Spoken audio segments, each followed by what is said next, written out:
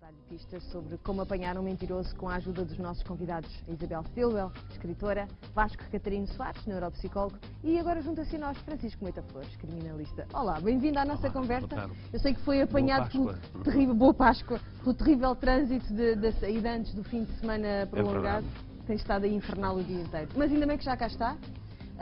E é muito bem-vindo à nossa conversa, até porque nos faltava aqui a parte, de facto, do investigador. Faltava-nos a análise da pessoa que estivesse habituada a falar com homens e com mulheres que potencialmente estavam a mentir, ou que suspeitaria que poderiam estar a mentir sobre as afirmações que estavam a fazer. E estávamos a falar durante o intervalo, eu estava a colocar-lhe exatamente essa questão. Os homens e as mulheres, numa situação de interrogatório, comportam-se, mentem de maneira diferente? Bom, mentem de maneira diferente.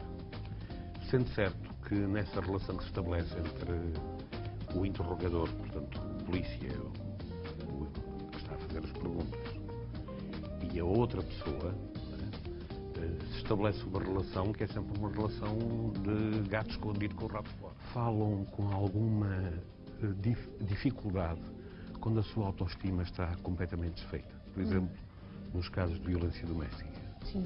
Tem uma grande dificuldade. Mas quando falam, falam de uma forma que é uma autêntica explosão. Parece um vulcão a explodir. Eu lembro-me de um caso que tive, de uma senhora que matou o marido. Matou-o sem ele ia entrar em casa, não tinha feito nada. Matou. E ela com um pau matou. Matou e nós levámos-la, não podia ser outra pessoa, tinha que ser ela, e levámos-la para interrogatório. Ou melhor, chegamos à conclusão que não podia ser outro, tinha que ser ela. E foi uma hora de conversa em que ela baixava a cabeça às perguntas que fazíamos. E assim, de um momento para o outro, percebemos que quando falávamos da violência doméstica, ele batia-lhe, ele bebia, que ela tinha sinais, o corpo começava a transmitir sinais de perturbação. Nervosismo? Varia de pessoa para pessoa, mas no caso dela eu lembro-me que era o agitar das mãos com um papel. Agitava as mãos com um papel. E percebemos que estávamos a entrar num território do interdito. Então eu fiz uma digressão sobre o que era a violência das mulheres e como nós estávamos naquilo. E de repente ela diz, fui eu que o matei. E matei-o por isto, ele não me fez mal nenhum. E tinha uma camisola vestida, uma camisola dessas de verão, tipo seda. E de repente, estava com outro colega, não havia mulheres, ela abre a camisola, abre o sutiã, era um sutiã que prendia à frente. Tenho esta ideia bem marcada. E mostra-nos o peito com os bicos dos mamilos queimados por cigarros, com os peitos arretalhados por facas ou lâminas, cheio de cicatrizes e queimaduras de cigarro. E diz, é aqui. Eu já não suportava mais. E, portanto, depois contou a verdade toda. E sei que era a verdade toda, porque foi dita com uma intensidade tal, e contada com uma intensidade tal, que não havia ali subterfúgios naquela confissão. Acho que foi das confissões mais arrepiantes que tive até agora. Não é? Em terminar a conclusão. E nós sabemos é um método, não é uma ciência. É um método. E nós sabemos que existem facilitadores, se quisermos, do trabalho da polícia. Por vezes o polígrafo não é aceito cá, com certeza, que tem uma margem de erro considerável. Mas existem outras que surgiram nos últimos anos, Vasco, que têm a ver também, por exemplo, utilizam o mesmo princípio da tomografia axial computurizada, ou seja, a análise das zonas do cérebro. Existem, de facto, zonas do cérebro que são estimuladas quando estamos a mentir e outras quando estamos a exagerar? Eu tenho sempre alguma reserva, porquê? Porque isto também depende do mentiroso, também, não é? Ou seja, eu posso estar a mentir e sei que estou a mentir.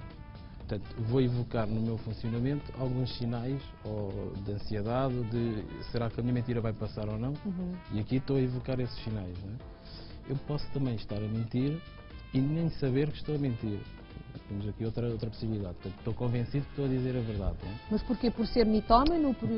Pode ser uma pessoa que acredita nas suas próprias mentiras, porque as fabrica também, vai construindo a sua realidade. E aí não tem uma reação típica aí da mentira, não tem uma não é? reação típica da mentira, porque está convencido. Os burlões, exatamente. Está convencido que está a dizer a verdade. Não é? Portanto, não vai ter sinais de mentira se a própria pessoa acha que está a contar a verdade. Não é? Portanto, eu também posso contar aqui uma história que me foi contada, por exemplo, que é mentira, mas eu estar convencido que ela é verdade. E aí também não vou emitir sinais de mentira. Portanto, aí para uma investigação policial não serve para nada.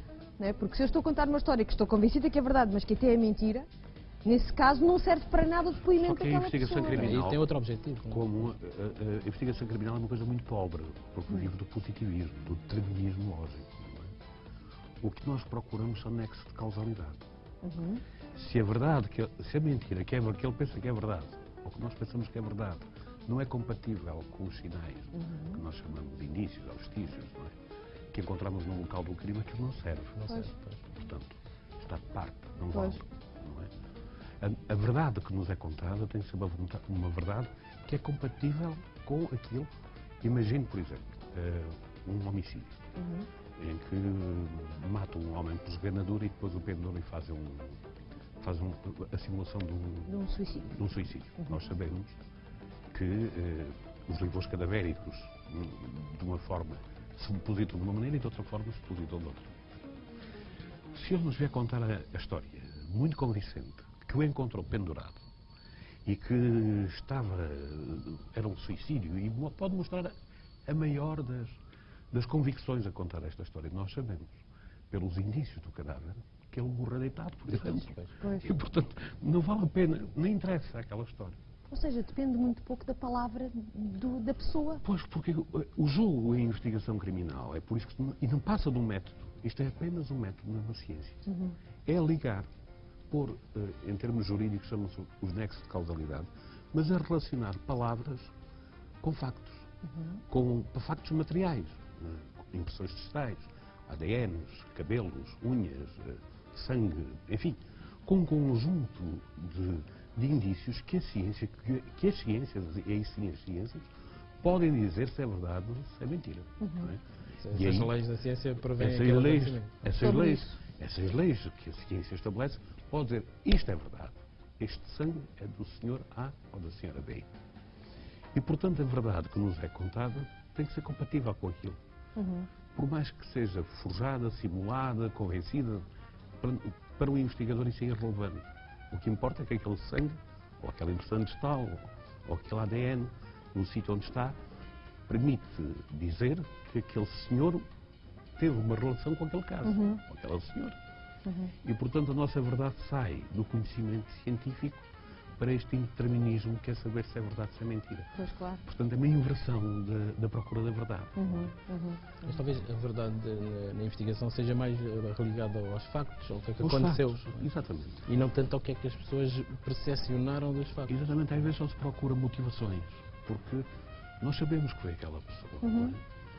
Eu vou dar um exemplo pequenino de verdades destas. A Isabel tem um copo branco, o Vasco tem um copo de cor de laranja, eu tenho um copo branco.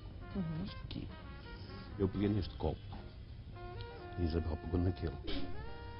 As minhas impressões digitais não podem estar naquele copo. Não podem estar. Nem podem estar nas do Vasco. Portanto, só estarão lá se eu lhe lá tocar.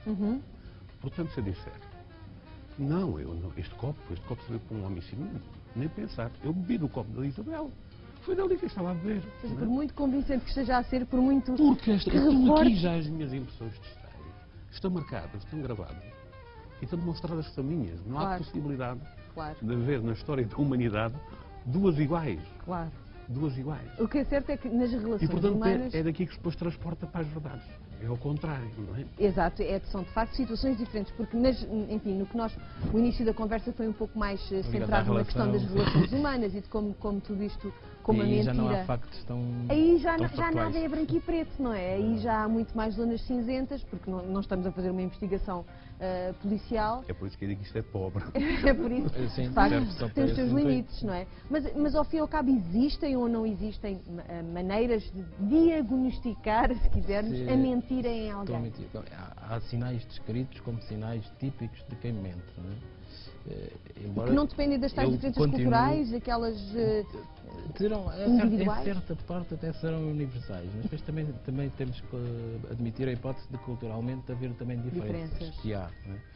Quais E é que depois- poderiam ser as mais, digamos, antes de ir universais? lá, Sim, assim, sim. E depois também temos que relativizar esses sinais porque eles podem acontecer numa pessoa que até nem está a mentir. Não é? Portanto, temos que ter um certo cuidado, não ser taxativos e dizer porque a pessoa jogou, quando está a falar, coçou o nariz, O seu nariz, ou tapou a boca, ou a tapou a orelha. boca, que imediatamente tínhamos que admitir que ela está a mentir.